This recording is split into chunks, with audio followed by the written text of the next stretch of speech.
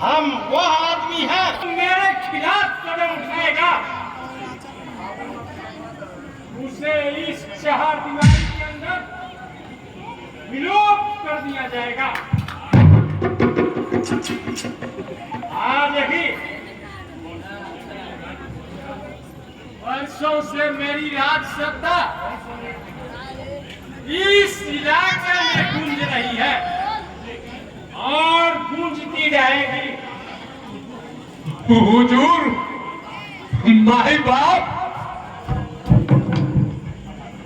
क्षमा कर दीजिए। हुजूर के बच्चा, हुजूर क्षमा कर दीजिए।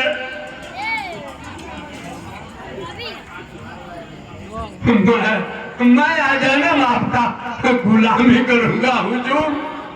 हुजूर माफ कर दीजिए हुजूर। हुजूर माफ कर दीजिए। अरे तुम क्या, तुम्हारा सब खानदान गुलामी करता है। तुम्हारा बाप हुआ था, वह भी मेरी सेवा में दिन रात किए रहता था और तुम एक ना मतलब मेरे कुर्सी पर बैठे हो। माफ कर दीजिए हुजूर, मैं आपकी सेवा में लीन रहूंगा। माफ कर दीजिए।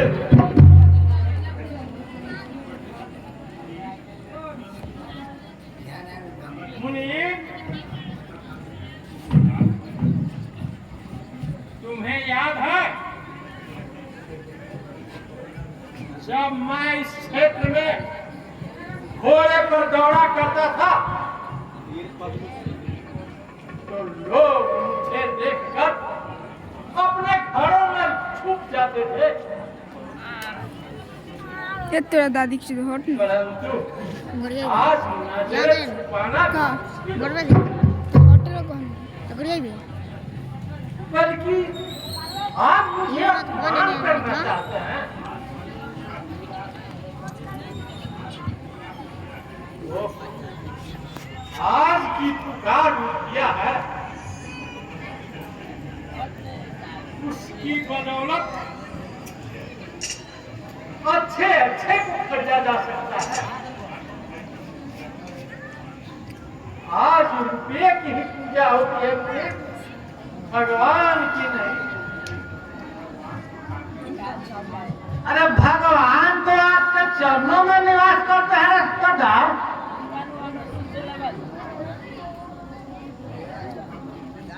एक युग था मुनीब जी, लोग कठिन तपस्या करके भगवान के दर्शन करते थे, लेकिन अब वह युग नहीं था। तुम परिश्रम करोगे तभी तुम्हें भोजन मिलेगी, नहीं तो भूखे मरना पड़ेगा। हुजूर, एक बात कहूं? हाँ हाँ कहो। हुजूर, सारा पटाईदार के मलकियाना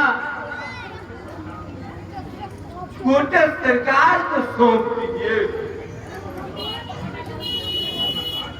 अरे नादान है,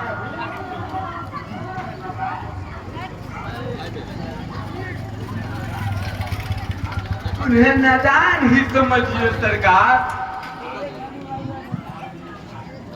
आज के युग में कोई लड़का नादान नहीं रहता। ठीक है, मैं उसे राय दूंगा, लेकिन अभी श्याम है कहाँ? मौत कहिए हुजूर, हमेशा उस गांव में चक्कर काटते रहते हैं।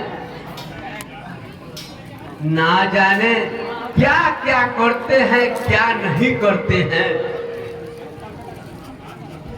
अरे इसीलिए उसे नादान कहा जाता है। उसे क्या पता कि मेरे पिताजी कितने औकात में हैं और क्या करना चाहते हैं। हुजूर,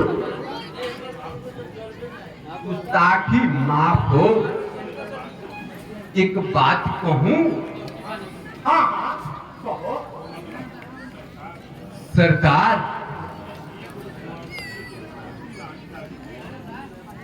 उन्हें एक रूपवंती नारी ला दीजिए ताकि वह राजा का पद संभाल सके और उनकी बचपना भी दूर हो जाए।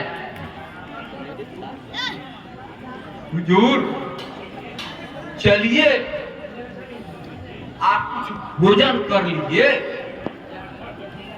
अच्छा ठीक है, चलो भोजन लगाओ, मैं अभी आता हूँ। हटे ना भैया। अरे महंगा बड़ी दिलेर है मालिक। हाँ हाँ, हमेशा पहले बुझाते रहता है,